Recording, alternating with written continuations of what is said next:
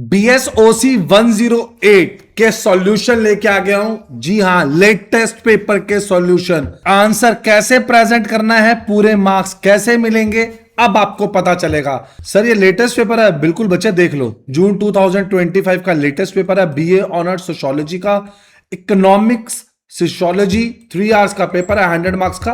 Word limit उन्होंने पहले ही बता दिया है, 400 वर्ड से ज्यादा की नहीं होनी चाहिए। Examine the relationship between society and economy with reference to the view point. 20 marks के मेरे बच्चे क्वेश्चन है। सर ये कितने क्वेश्चन अटेम्प्ट करने हैं? 5 करने हैं, हमें मिले 8 है। सर हम कितने करने वाले हैं? सारे करने वाले हैं क्वेश्चन। चलिए, examine the relationship between the society and economy with reference to the viewpoint। ठीक है, इट एक्सप्लेन दैट इकोनॉमी जो है ना वो इंटरगल पार्ट है सोसाइटी का एंड नॉट इंडिपेंडेंट और सेल्फ रेगुलेटिंग स्फीयर। उसने किस पे इंफसाइज किया कि जो इकोनॉमिक लाइफ है it is gone by social facts, बिल्कुल सही बात है। मॉरल नॉर्म्स, मॉरल की बात ठीक है, और कलेक्टिव वैल्यूज, क्योंकि इंडिविजुअल बनाते हैं जो इंडिविजुअल सोसाइटी में काम कर रहे हैं, exist outside the will, writing in context of rapid industrialization and social change. They sought to understand how economic activity affects social order. His viewpoint is significant because it highlights the moral and institutional foundation of economic life और उसका role. Sir relationship बताएंगे? बिल्कुल बच्चे, किसमें? Society और economy में। Economy as a social phenomenon. अब जो हेडिंग्स दी हुई हैं उन हेडिंग्स को एज इट इज लिख लो, क्योंकि ये इग्नू की बुक्स की हेडिंग है, प्लीज चेंज मत करना। Okay, they treat, author treat economic activity as social fact as they are external to individual and exercise constraint over their behavior. Primacy of society over economy. Society exists prior to the economy and determine the nature and direction of economic organization. Critic of economic individualism, he reject the utilitarian explanation जिसकी वजह से reduce होता है economic behavior to rational self-interest and profit maximization. Social density. The growth of population, towns and communication increases social density which transform both social relation and economic organization. Division of labor as a social process.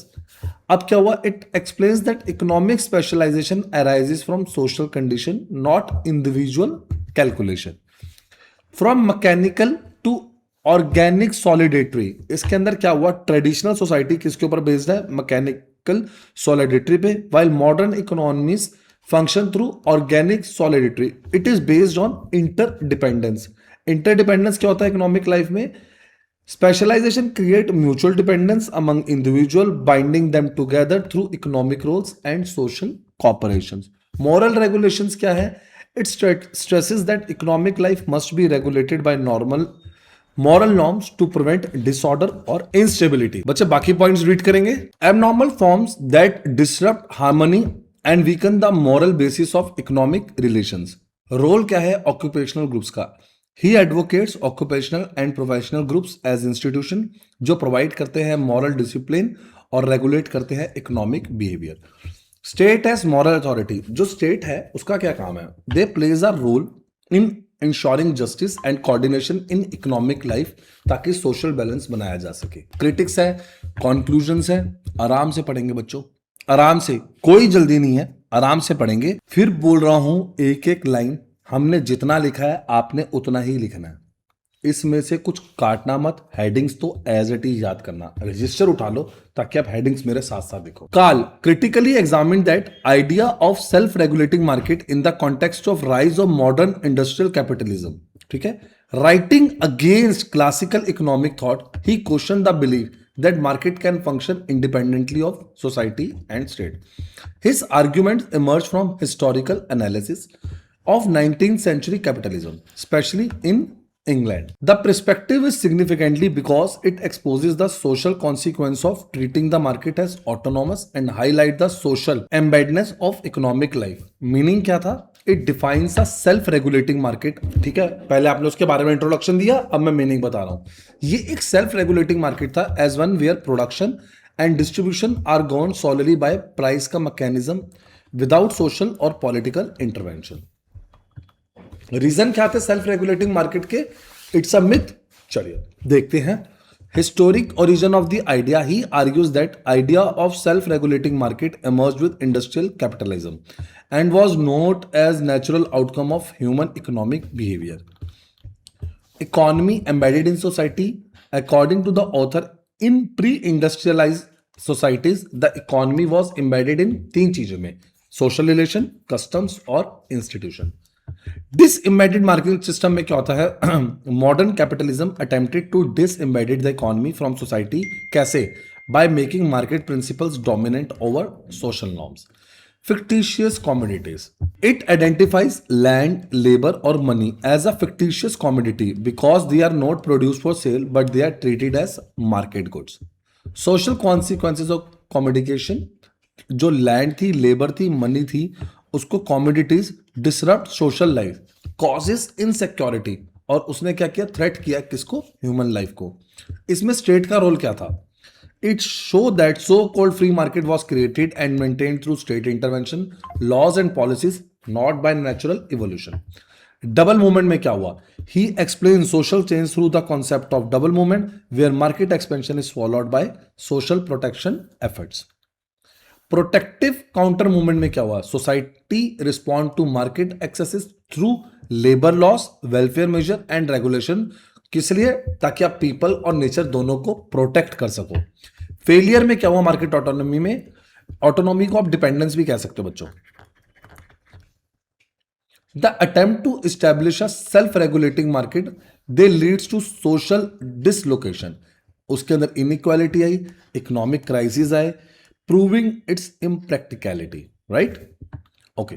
Critic of economic liberalism. It criticizes classical economists for ignoring social realities. और उन्होंने क्या assume किया? That markets can regulate themselves efficiently. Market as socially constructed. उन्होंने conclude किया that market are social institution shaped by political power, normal norms and historical conditions. Note पढ़ेंगे बच्चों, note पढ़ेंगे बच्चों, कंक्लूजन पढ़ेंगे बच्चों। आराम से वीडियो पॉज कर लो, पढ़ो, बैक करके वीडियो को सारी हेडिंग्स लिख लो, कोई हेडिंग्स बचनी नहीं चाहिए। क्लियर है? आगे बढ़ने से पहले ये रहा नंबर, मैं बार बार बोल रहा हूं, 5 साल के पेपर करे बिना नहीं जाना, 5 इयर्स। क्योंकि अब जैसे ग्लोबलाइजेशन का क्वेश्चन था, शायद इस पेपर में भी है। हाँ ये रहा, कितनी बार आया है। चलो स्टार्ट करते हैं। उससे पहले मेरे चैनल उन्नति एजुकेशन इग्नू को अभी लाइक और सब्सक्राइब करो, दबाया बेल आइकन, दबाओ पहले। मैं ये सारे आंसर्स देख रहे हो आपकी स्क्रीन पे प्रेजेंट है, कैसे दूंगा सारे आंसर्स, कैसे प्रोवाइड करूंगा, कोई भी लेटेस्ट अपडेट, कॉन्वोकेशन, काउंसलिंग कैसे प्रोवाइड करूंगा। ध्यान से, सबसे पहले अपडेट हम लेके आते हैं। सबसे पहले अपडेट देख लो, मेगा जॉब फेयर, काउंसलिंग का, FYUP, कॉन्वोकेशन, री रजिस्ट्रेशन, सबसे पहले अपडेट हम लेके आते हैं। ये रही हमारी वेबसाइट। एडमिशन पे जाओ, कोई भी एडमिशन रिलेटेड अगले सेमेस्टर के आपको सब्जेक्ट पता करने हो, सॉल्व असाइनमेंट्स देखने हो, प्रीवियस ईयर पेपर देखने हो, गेस्ट पेपर्स देखने हो, या आपको आपके नोट्स चाहिए हो, सिर्फ मेरी टीम को कांटेक्ट करना है आपको। ऐसे आंसर्स नहीं मिलेंगे, मैं श्योर हूं। आई एम CS प्रतीक तलवार, मैं आपको आज एक श्योरिटी दे रहा हूं, इतने अच्छे आंसर्स आपको नहीं मिलेंगे। चलिए मैं आपको ग्लोबलाइजेशन से दिखाता हूं, ठीक है ना। और मैं आपको जो समझा रहा हूं ना, आप आंसर्स का कंपैरिजन करना। इन्हीं रीजंस की वजह से फुल मार्क्स आ रहे हैं, बच्चे हमसे कमेंट करके ले रहे हैं। आपको भी बेनिफिट होना चाहिए, क्यों? तभी मिलेगा ज्यादा से ज्यादा बेनिफिट अगर आप शेयर करोगे। सर शेयर, पहले ग्लोबलाइजेशन समझते हैं, फिर ये बात समझाता हूं। ग्लोबलाइजेशन क्या है? It refers to the process through which economies and societies across the world become interconnected. Globalization हो गया, सारी economies interconnected होगी, interdependent होगी. It developed prominently in the late 20th century with the expansion of international trade. Advance है communication में, transport, liberalisation हुई किसमें? National economies में। मीनिंग आ गया फिर से इंटीग्रेशन। इंटीग्रेशन मतलब कॉम्बिनेशन। हमने क्या किया? कंबाइन किया नेशनल इकोनॉमीज को into a global economy system through trade के थ्रू, इन्वेस्टमेंट के थ्रू, फाइनेंस के थ्रू और प्रोडक्शन नेटवर्क्स के थ्रू। की एस्पेक्ट्स क्या थे? Historical emergence, the process gained momentum with policies of liberalisation, deregulation and opening of economies to the global market. Expansion कैसे है global market में? Market extend beyond national boundaries enabling the free movements of good हुई, services हुई, capital हुई और information हुआ। सबका free movement हुआ, सबको आज के टाइम पे सब कुछ पता है, सबके पास सारी चीजें अवेलेबल है। MNC's cooperation plays a key role for organizing production and distribution on a global scale. Technological basis में क्या हुआ? Advances in communication, information technology and transport have accelerated global economic combination. Integration को मैं combination बोल रहा हूँ। Merits देखते हैं। Economic growth and expansion, globalisation ने प्रमोट की economic growth by expanding international trade and increasing foreign investment. जो ये इंटीग्रेशन था ग्लोबल मार्केट्स का, it allows economies to grow through higher production, improved efficiency and access to wider markets.